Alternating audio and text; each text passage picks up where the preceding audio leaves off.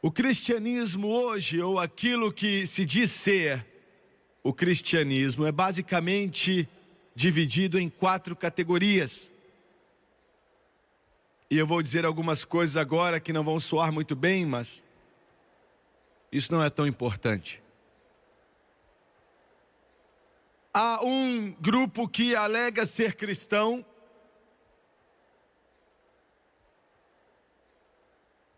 que na verdade é feito de pouco mais que superstição.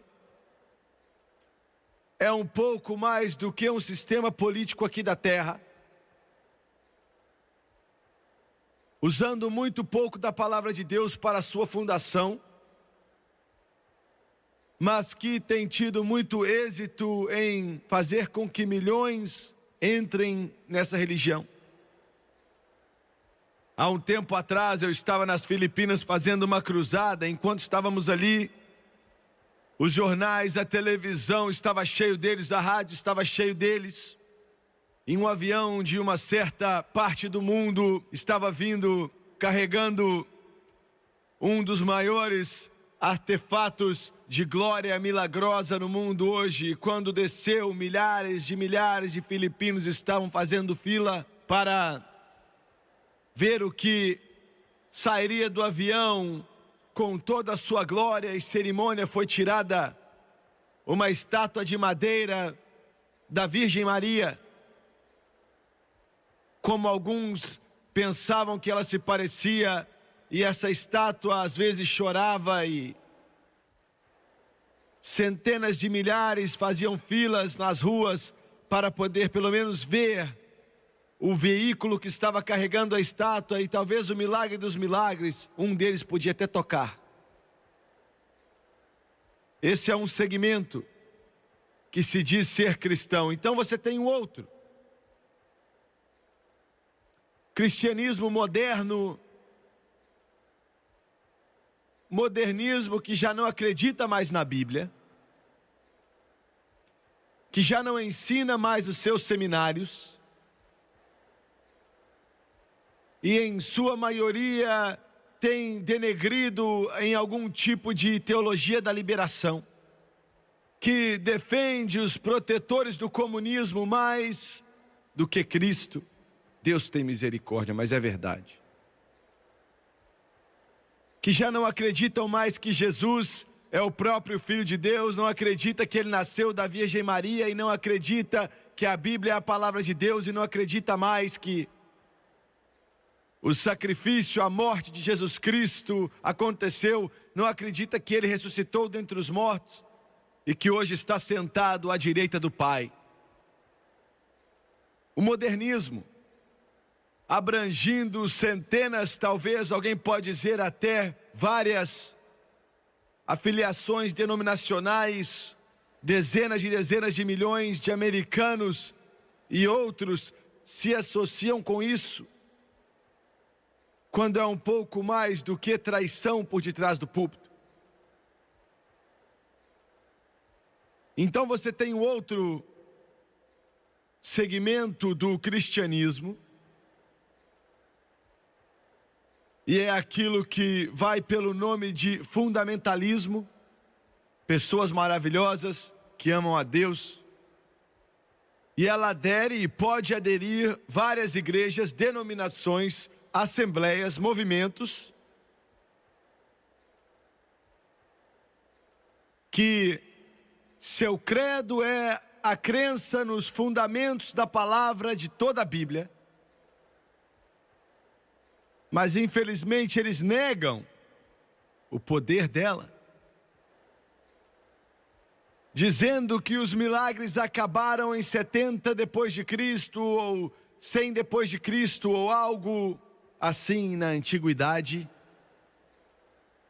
E dizem que quando João morreu e o cânon bíblico estava completo, que Deus já não fazia mais uma obra pessoal no coração e na vida de homens e mulheres, e desacreditam e consideram experiências com Deus como algo um pouco mais do que emocionalismo ou loucura.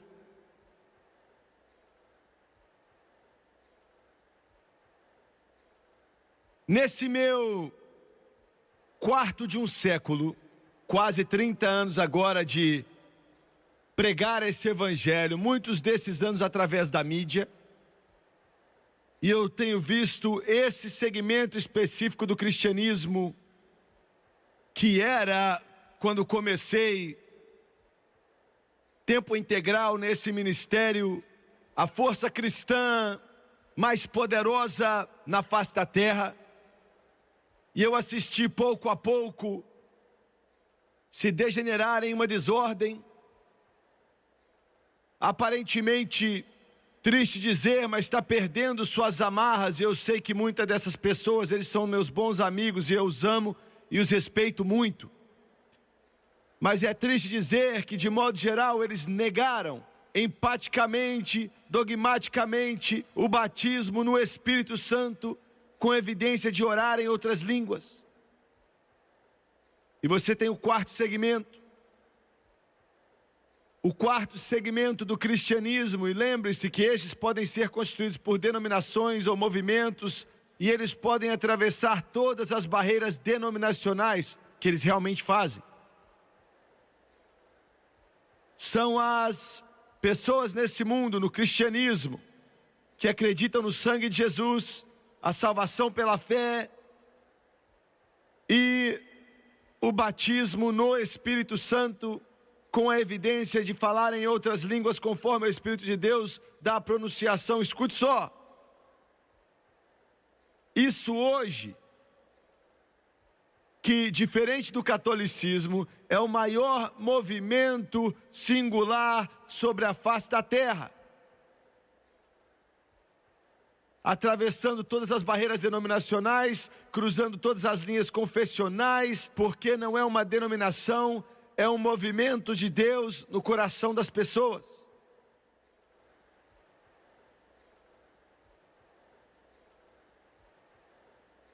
Não teria sobrevivido se não fosse de Deus. E eu quero que você entenda isso. Ia ser absolutamente impossível ter sobrevivido se não fosse de Deus. Porque ele foi perturbado, humilhado, denegrido, degradado, delegado a apenas os simples, os ignorantes, os incultos, considerados irrelevantes, os que se chamam os poderosos teólogos sobre a face da terra, dão risada deles. Mas apesar de tudo isso, tem crescido rapidamente, cresceu, e é difícil de passar em qualquer igreja, seja ela católica ou protestante, onde não existam pessoas ali batizadas no Espírito Santo, com evidência de falar em outras línguas, conforme o Espírito de Deus os faz pronunciar. Eu não estou promovendo uma denominação, eu não estou promovendo uma irmandade, eu não estou promovendo algum organismo criado pelo homem, eu não estou promovendo alguma religiosidade feita pelo homem, Deus me livre, mas eu estou lhe dizendo enfaticamente mesmo, dogmaticamente hoje, se você como cristão não tem o batismo no Espírito Santo, você está indo para trás ao invés de avançar.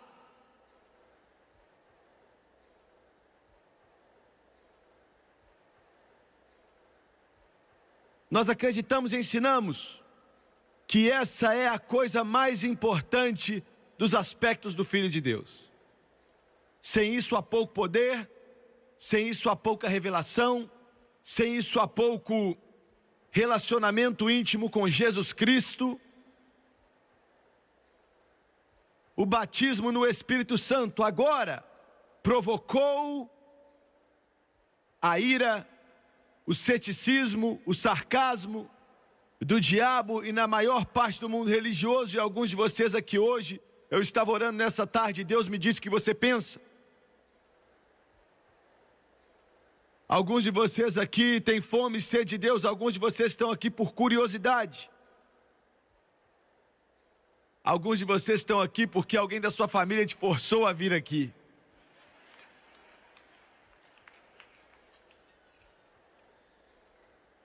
E a sua religião na qual você está confortável nela, uma das coisas que Deus me chamou para fazer é te deixar desconfortável.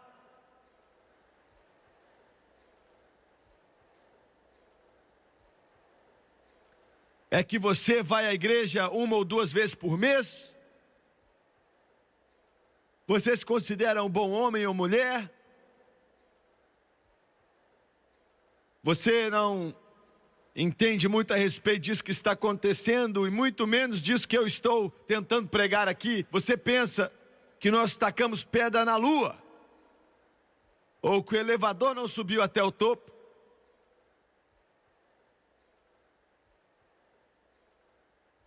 Mas eu pedi outra coisa para Deus.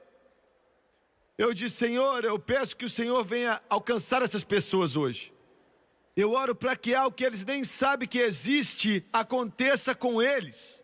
De que aquele velho necrotério frio que eles frequentam, aonde quer que seja, que eles chamam de igreja, você vai descer até esse lugar hoje com o poder de Deus. Eu quero dizer, o poder que fez o mundo, o poder que curou os olhos do cego, o poder que ressuscitou o morto, e você vai vir sobre eles até que eles nunca mais sejam os mesmos.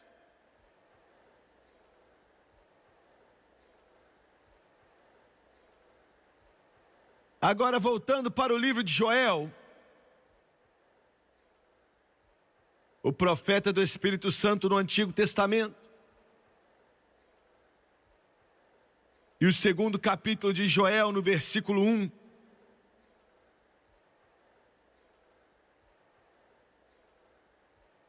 Joel, sob a inspiração do Espírito Santo, escreve essas palavras dizendo: tocai a trombeta em Sião. Este é o homem que Pedro citou. Esse é o homem que é o profeta do Espírito Santo no Antigo Testamento. Tocai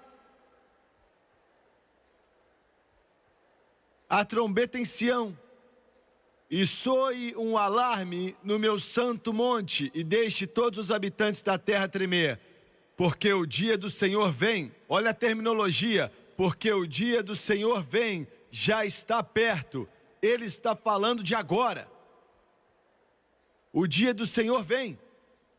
Qual é o som de Pentecoste? É orar em línguas?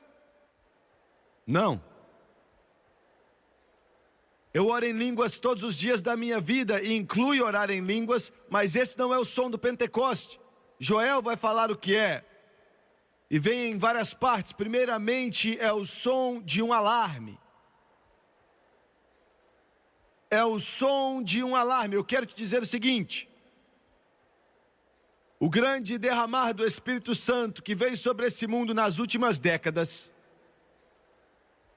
esse ministério indigno aqui tem tido pelo menos um pequeno papel nesse grande mover de Deus que veio sobre o mundo, com milhões, e eu não estou exagerando, milhões que foram batizados com o Espírito Santo, um mover de Deus que está mudando o mundo de cabeça para baixo e transformando a teologia do mundo religioso. Esse negócio veio sobre a Igreja Católica como nenhuma outra coisa veio sobre ela em 2000 anos, ou 1800 anos, 1700 anos. Esse negócio, como mencionei há pouco tempo atrás, transformou completamente de cabeça para baixo o mundo religioso que está calmo em Sião. Se você se preocupa com Deus, se você pensa sobre Deus, se você tem um desejo de aprender sobre Deus, você tem que admitir que algo nesses últimos anos tem acontecido. Algo aconteceu. Algo está acontecendo. Há 50 anos atrás era incomum, mas hoje em dia o pastor presbiteriano está de trás do púlpito e Jesus o batiza com o Espírito Santo em fogo, com evidência de orar em outras línguas. Vários deles. Milhares de pregadores batistas foram batizados no Espírito Santo, metodistas cheios do Espírito. Você não sabe as cartas que eu recebo de pastores metodistas, de pastores batistas, de pastores nazarenos, de padres católicos. Você, Jimmy Swaggart? Sim, eu. que dizem: Jesus me encheu do Espírito Santo, minha denominação não gosta, eles querem me mandar embora, eu não sei o que eu vou fazer, mas eu encontrei algo que eu não sabia que existia e fez com que Jesus ficasse vivo em minha vida e em meu coração. Algo está acontecendo.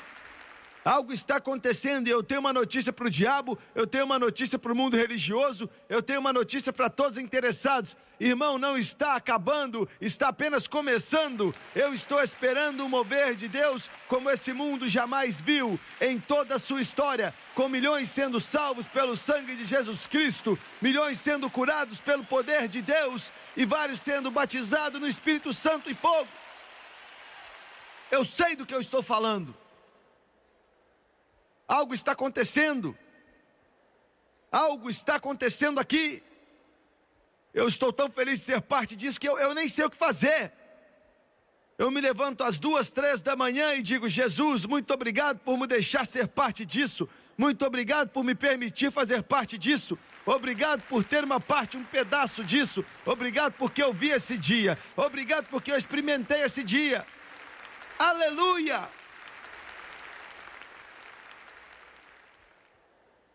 Glória a Deus, está acontecendo, está acontecendo. Alguns de vocês céticos sentados aí falando: eu não sei não. É melhor você entrar nisso, é melhor você entrar. Eu vou dizer algo para você, é melhor você entrar. Essa é a única mesa que tem pão. Não há pão em nenhuma outra mesa. Se você não se assentar nessa mesa, você vai passar fome até morrer. Se você não se assentar nessa mesa, não existem outras mesas. Se você não se assentar nessa mesa, Ele não preparou nenhuma outra. Pois Ele diz que nos últimos dias eu derramarei do meu Espírito sobre toda a carne.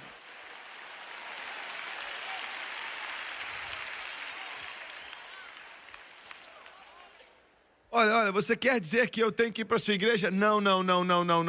Eu já tenho muito problema sem você. Não importa qual igreja você vá. Eu não estou falando de ir para uma igreja. Eu não estou falando a respeito de nada disso. Você está me entendendo errado.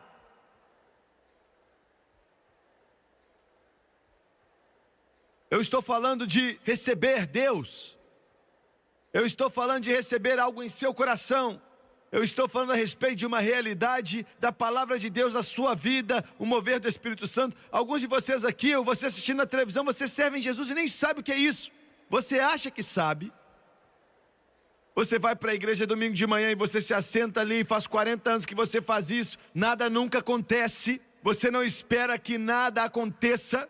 O pregador diz a mesma coisa que ele está dizendo faz 100 anos. Você nunca sentiu Deus, você nunca experimentou Deus, você nunca viu Deus, você apenas senta ali. Olha, existe mais do que isso. Ele disse: vá para onde as águas são mais fundas e jogue as suas redes. Ele disse: encha os potes com água. Há mais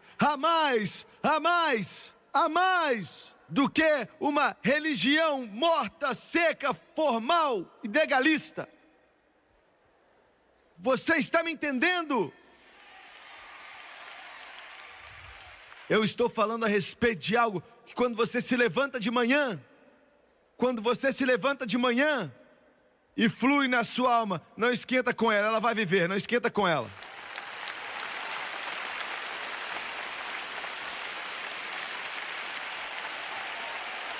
Eu estou falando de algo, você está entendendo o que eu estou falando? Eu estou falando de algo que vem da sua alma. Você está sozinho na sua casa, não tem ninguém perto de você, não tem piano, ou não tem nenhum instrumento, ou um coral, nem nada. Mas de repente a presença dele começa a fluir através de você. E você levanta suas mãos e diz: eu te amo, Jesus. E você começa a chorar, e então aquilo flui na sua alma. Você está entendendo o que eu estou dizendo? E você está dirigindo o seu carro. E você não está interessado em quem é o primeiro cantor nas paradas. Mas você está pensando em Jesus. Você tem problemas como todas as outras pessoas, suas costas estão doendo e você está ficando cada vez mais velho, seus filhos não estão comportando bem, olha, e tudo está piorando cada vez mais, e você começa a cantar ao Senhor um cântico de louvor. Como é maravilhoso saber que Deus nos ama. Então a glória dele começa a passar pela sua alma e passa no seu coração. É disso que eu estou falando. Algo acontece.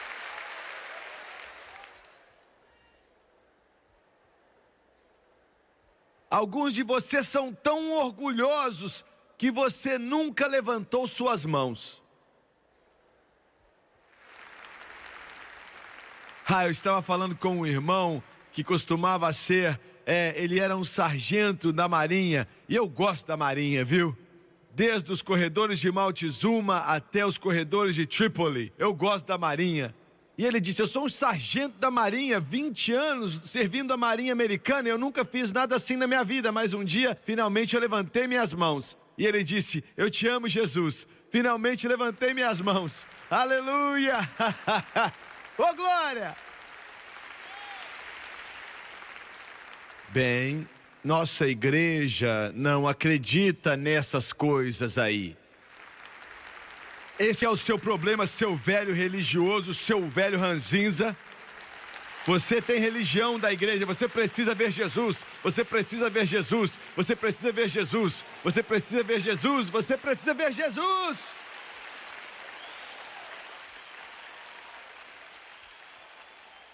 Mas o interessante e esquisito é que Joel disse, tudo isso que está acontecendo, que está virando o mundo religioso de cabeça para baixo, o dia do Senhor é o som de alarme. O dia de Pentecostes é um som, é um alarme. É um som de alarme para as nações do mundo que o tempo está acabando. É um sinal e um som de alarme para o mundo, para as nações, para governos, para políticos, para ditadores, para desesperados, que esse negócio está para acabar.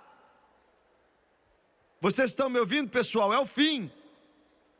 Eu estou dizendo que chegamos ao fim. Jesus está voltando. Ele disse que nos últimos dias derramaria meu espírito sobre toda a carne. Esse é o fim. É o som do alarme para os Estados Unidos. É melhor se endireitar com Deus. O som do alarme para a Alemanha. É melhor você voltar para Deus. É o som de alarme para a Grã-Bretanha. É melhor você voltar para Jesus Cristo. É o som de alarme para o mundo inteiro. Que isso está para acabar, estamos no fim. E é o som de alarme não somente para as nações do mundo, mas também para o mundo religioso inteiro. Para as igrejas. Você está brincando de igreja, já chega. Chega. Aleluia.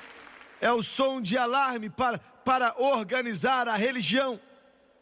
É o som de alarme para denominações secas, mortas e legalistas.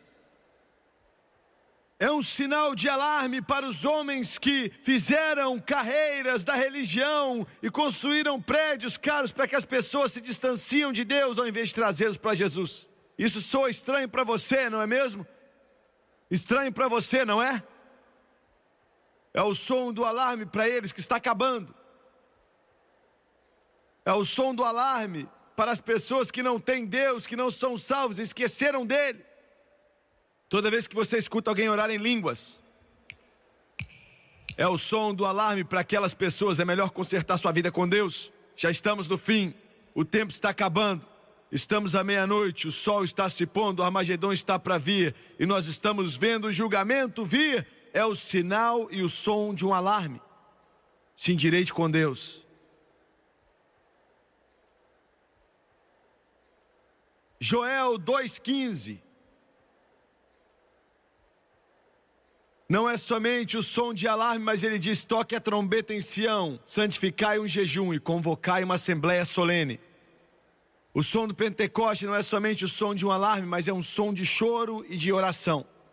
Choro e oração. Choro e oração. Veja bem, o que nós temos é construído na fundação de grandes homens de Deus de antigamente, que clamavam diante de Deus, que choravam diante de Deus, que oravam diante de Deus, que buscavam sua face constantemente. Nós escutamos que o homem que escreveu o livro de Tiago nessa Bíblia, ouvimos dizer que ele era um irmão que não aceitou Jesus quando ele estava na terra, e Jesus apareceu para ele depois da ressurreição. Não sabemos o que ele falou para ele, mas ele apareceu. E Tiago escreveu esse livro que leva o seu nome. Ele orava tanto, ele buscava tanto a Deus, ele era o chefe da igreja em Jerusalém. Não era Pedro, era Tiago. E ele orava tanto até que ele começou a ter joelho de camelo.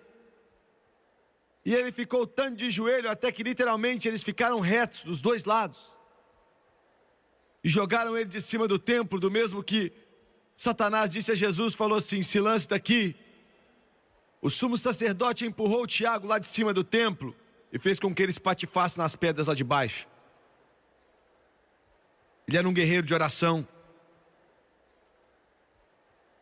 Eu quero usar essa pequena parte do sermão para falar aos meus irmãos pentecostais. Minha avó me ensinou muitas coisas, e uma das coisas que ela me ensinou, que era tão valioso que eu não tenho palavras para descrever, ela me ensinou o poder da oração. Ela me ensinou a buscar a Deus, mas em círculos pentecostais hoje tentamos usar a fé. E a fé é linda, maravilhosa e necessária, mas fazer com que ela substitua a intercessão e orar, você não pode fazer isso. Nós tentamos confessar o avivamento, nós tentamos confessar com que as almas sejam salvas, nós tentamos confessar a cura para que ela aconteça, nós tentamos confessar todas essas coisas, e a confissão é bonita, eu acredito nisso, mas não é assim. O avivamento só vem quando o homem vem, se coloca diante de Deus, busca o céu, até que o coração deles estão quebrados por um mundo que está morrendo sem Jesus. Você sabe por que eu estou aqui hoje? Sabe por que eu estou aqui como um garoto ainda adolescente? Satanás usou toda a tática conhecida no inferno, assim como ele usa nos adolescentes de hoje, para me desviar. Para tentar fazer com que eu me desviasse. Me rebelar. Quando adolescente, eu não queria servir Deus, eu estava rebelando. Deus me chamou para pregar com 18 anos de idade, e Ele me encheu do Espírito com 8, eu não queria fazer nada disso. Somente Deus sabe os tempos que eu passei quando adolescente dizia: por que é que os meus pais se envolveram em meio a esse negócio pentecostal? Porque é um opróbrio. Eu ia para a escola e tinha vergonha quando o professor me perguntava: qual igreja você vai? E eu sabia que quando eu dissesse Assembleia de Deus ou Pentecostal, eles olhavam para mim e riam, porque era um opróbrio. E olha, não é tão ruim hoje em dia, mas meu irmão, quando eu comecei há 45 anos atrás, eles nos consideravam inferiores. E riam de nós porque orávamos em línguas e falávamos que eram da igreja do deita e rola.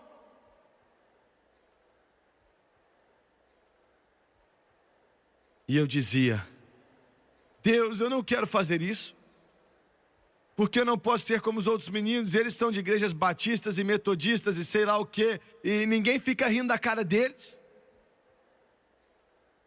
E eu tentava correr. Quando adolescente eu dizia a Deus: não me faça pregar. Eu e o meu primo Jerry Lewis nos assentávamos em um piano, e hoje eu consigo tocar pouco, mas naquela época parecia que meus dedos eram como relâmpago. Eles fluíam no piano com muita facilidade. E nós tínhamos planos de ir para Nashville, para Chicago, para Los Angeles, Nova York. Tínhamos uma intimidade com a música como mais ninguém nesse mundo. Mas sabe por que eu não fui? Sabe por que eu estou aqui hoje? Sabe por que, com todas essas luzes chamativas de Satanás, essas falsas atrações para me desviar de Deus, e não funcionou? Porque a 1 hora, 2 horas, 3 horas, 4 horas por dia, em várias noites, eu era acordado pelo gemido mais profundo. E era tão tremendo que eu acordava e eu colocava um travesseiro em minha cabeça e eu dizia: Deus, não, não, não. Era minha mãe orando, era minha mãe clamando a Deus, era minha mãe chorando diante dele, clamando com o Espírito Santo, com gemidos que não posso descrever ou ler em um livro de oração. É como se dentro de você, Jesus, o Senhor o chamou, Jesus, o Senhor o chamou e ele vai pregar. Meu Deus, eu chorava até não aguentar mais. Não. Escute aqui, mãe. A sua arma mais poderosa não é estar diante de um espelho e ficar cada vez mais bonita, mas é de joelhos diante de Deus, até que o céu se mova e você traga seus filhos fora daquela sujeira, das drogas e do inferno e das trevas. E ela orava por mim, até que eu fui salvo. As próprias garras do inferno estavam me puxando e eu estava bem à beira do abismo. Mas ela me puxou para trás. O som do Pentecostes, se ela estivesse em qualquer outras coisas, tudo aquilo que eu pensava: Deus, por que eu não posso fazer isso? Porque não é um opróbrio. Se não fosse por ela, eu estaria no inferno hoje. Naquele dia. Em alguma boate cheia de fumaça em algum lugar, com garrafas de cerveja em todo lugar, tocando qualquer música suja ali naquele piano. Mas ao invés disso, eu sirvo o Rei dos Reis e o Senhor dos Senhores.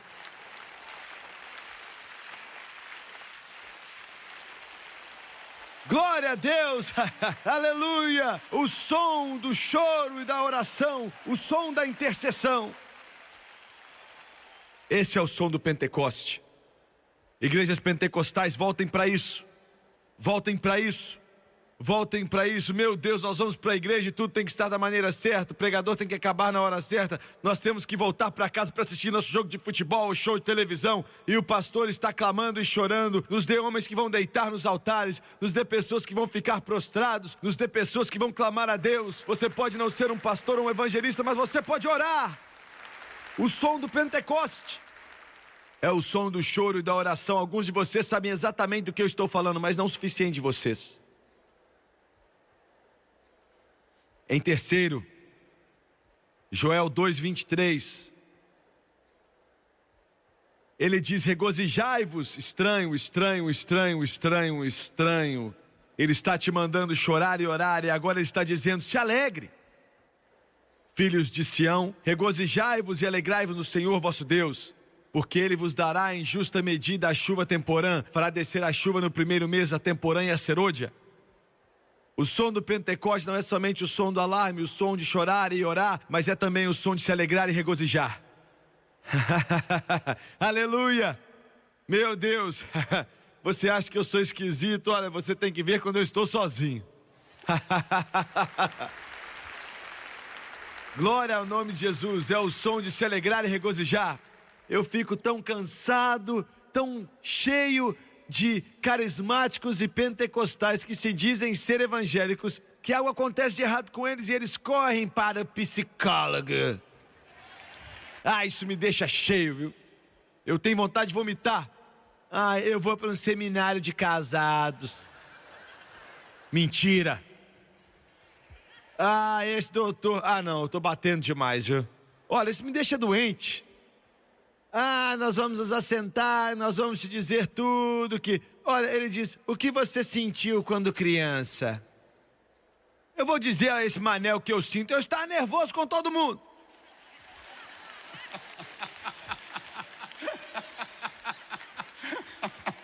Você não precisa de um psicólogo, você precisa encontrar um lugar de oração em algum lugar e ficar diante de Deus clamando até que o Espírito Santo flua na sua alma como um rio e a alegria do Senhor seja sua força, até que você tenha um júbilo pentecostal e Deus venha te limpar e venha te lavar e toque a sua alma e te eleve acima das trevas e você comece a viver novamente feliz em Jesus. O som do Pentecoste é o som de alegria e regozijo. Eu não me envergonho disso, que eu gosto de gritar. Eu não me envergonho disso, que eu gosto de gritar. Eu não me envergonho que eu gosto de louvar. Eu gosto de louvar. Eu louvo a Ele o tempo inteiro.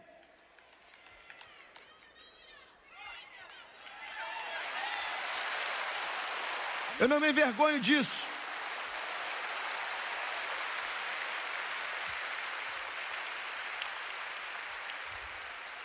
A Susan era uma garotinha metodista. Isso já faz 100 anos, quando os metodistas estavam no divisor de águas.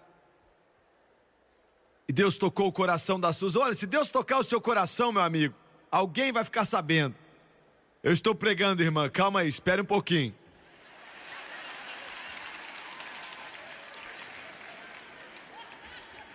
Eu sei como ela se sente, meu Deus.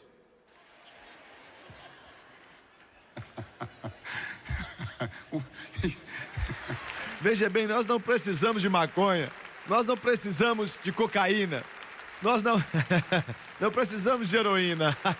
É o som de alegria e de regozijo, é o som de alegria e de regozijo.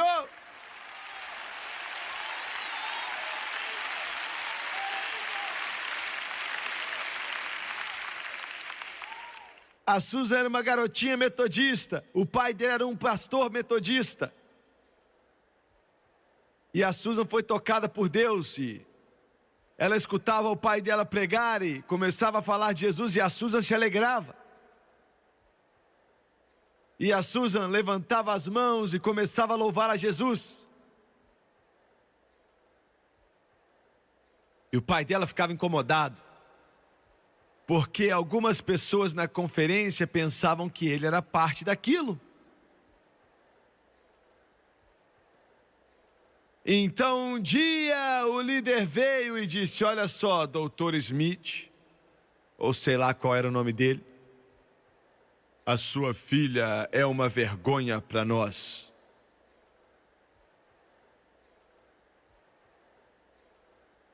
Nós não fazemos isso mais. Você não é capaz de controlar sua filha.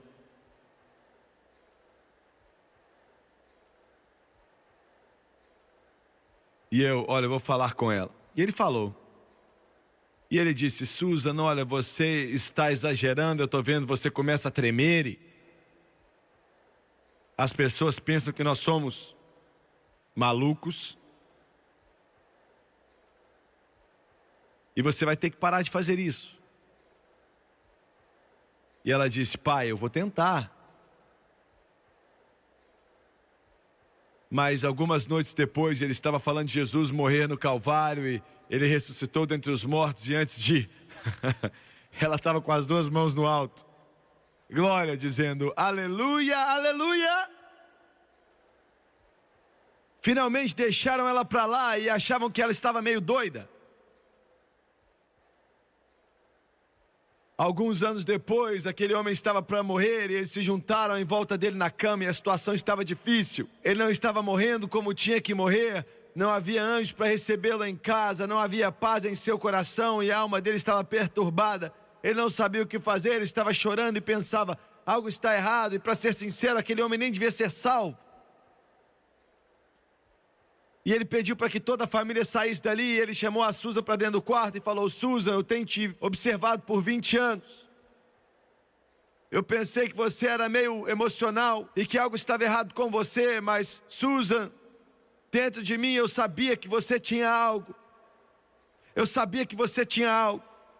E algo está errado comigo, eu não tenho paz com Deus e eu estou para ir. Você pode orar pelo seu pai? E a Susan impôs as mãos sobre a cabeça dele. Aquela garotinha metodista clamou a Deus. Em mais ou menos 2 minutos, a glória de Deus veio sobre aquela alma metodista e fluiu como um rio em seu coração. E o limpou, lavou e escreveu o nome dele no livro da vida. Eu estou tentando te falar algo, eu não estou pregando nenhum emocionalismo. Mas isso é mais do que ser membro de uma igreja, ou de se juntar a uma igreja, ou religiosidade. É uma experiência com Deus. Ele disse a ela: eu entendi. Susan, eu entendi. E ele falou: misericórdia, eu entendi. Chamou eles para dentro do quarto e ele disse: não, mas espere aí, querida. E ele disse: um pouco antes de ir, eles podem pensar que eu parti, mas eu quero te dar um sinal. E quando eu te der, grite. Grite, eu vou entrar. Grite, eu entro na glória. Grite, eu entro na glória. E chamaram eles de volta ao quarto. E os médicos olharam para ele 3 horas depois. Eles falaram: é o fim. E começaram a cobrir a sua face. E quando ele abriu os olhos pela última vez, e com uma voz fraca, ele disse: vai, Susan, vai. Aleluia. E aquela metodista, aquela santa de Deus, disse: eu tive que fazer. E eu gritei para que ele entrasse nos portais da glória. Esse é o som do Pentecoste. É o som da alegria e do regozijo.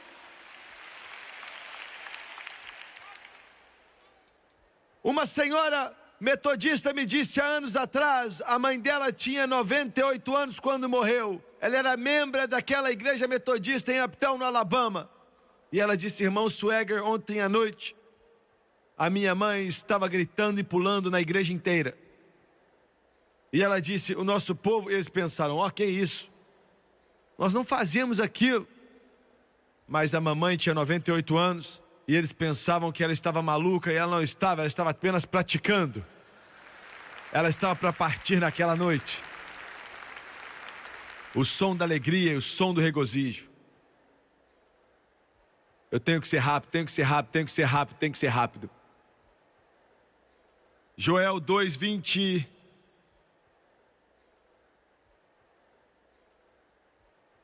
Perdão, 2:30. Mostrarei maravilhas no céu e na terra, sangue, fogo e nuvens de fumaça. O som do Pentecoste não é somente o som do alarme, o som da oração, de choro e o som da alegria e do regozijo, mas é o som dos sinais sobrenaturais. Sinais sobrenaturais. Eu queria ter tempo para te dizer como Deus curou um homem cego em Fort Worth. Há alguns anos atrás, ele pediu para orarmos para ele, impusemos as mãos sobre eles. E 3 meses depois eu vi ele estava 100% curado. Eu queria ter tempo para te dizer da garotinha em Detroit, que com 17 anos de idade foi curada da cegueira. E quando eu vi ela depois, ela ainda estava louvando a Deus. Eu queria ter tempo para te dizer, olha, dos milagres atrás de milagres e milagres como sinais. Eu acredito em um Deus que faz milagres hoje. Ele é um Deus que responde oração agora. Eu sei que Ele responde. Glória, glória. Joel 2:31. O sol se tornará em trevas e a lua em sangue antes que venha o grande e terrível dia do Senhor. Não é somente o som de alarme, de choro e oração, e de alegria e regozijo, de sinais sobrenaturais, mas é um sinal da segunda vinda. A segunda vinda. E se a segunda vinda está perto, quão mais perto está o arrebatamento? Eu mencionei a minha mãe alguns instantes atrás.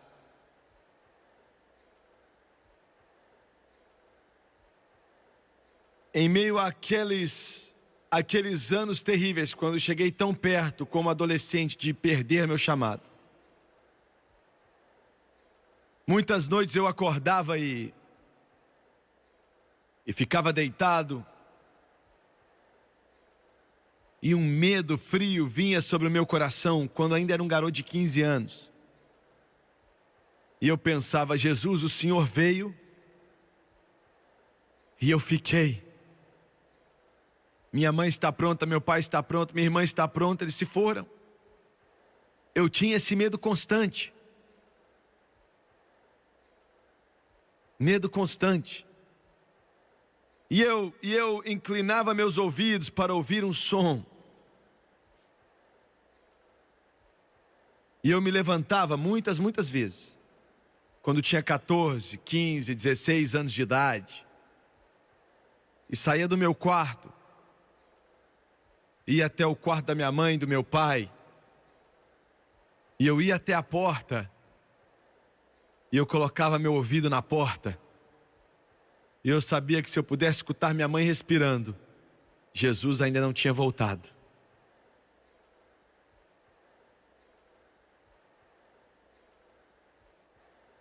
É maravilhoso viver uma vida que até os outros sabem que quando Ele vier você não vai estar mais aqui.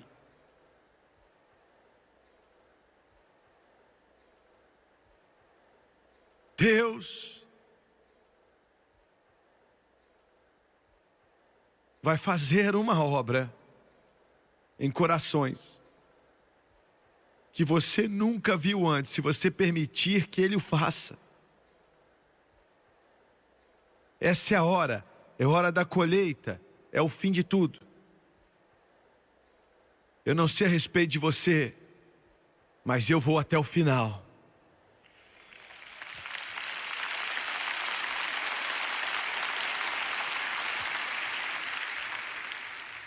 Abaixe sua cabeça, por favor. Start to speak right now in Jesus' name. Start to speak right now in Jesus' name.